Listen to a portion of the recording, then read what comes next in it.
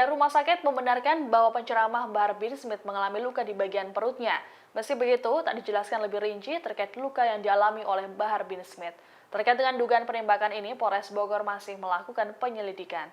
Informasi terkait luka pada Bahar bin Smith ini disampaikan oleh Kabag Humas RST Dompet Duafa, Aditya Kurniawan saat dikonfirmasi pada Senin 15 Mei. Dikatakan oleh Aditya bahwa Bahar bin Smith mendatangi rumah sakit seorang diri pada Jumat 12 Mei malam. Ditanya lebih lanjut soal luka yang dialami oleh Bahar, Aditya enggan membeberkannya dengan alasan privasi pasien. Sementara itu, Kabid Humas Polda Jabar, Kombes Pol Ibrahim Tompo mengatakan bahwa penyebab luka pada perut sang penceramah tersebut masih didalami. Tompo menyebut belum ada kesimpulan terkait peristiwa ini, termasuk penyebab luka. Berdasarkan hasil olah tempat kejadian perkara atau TKP, polisi tidak menemukan proyektil peluru. Polisi pun masih menunggu hasil visum oleh tim kedokteran. Pengacara Bahar bin Smith, Ikhwan Tuan Kota, mengklaim bahwa saat kejadian pelaku melepaskan 3 tembakan ke arah kliennya.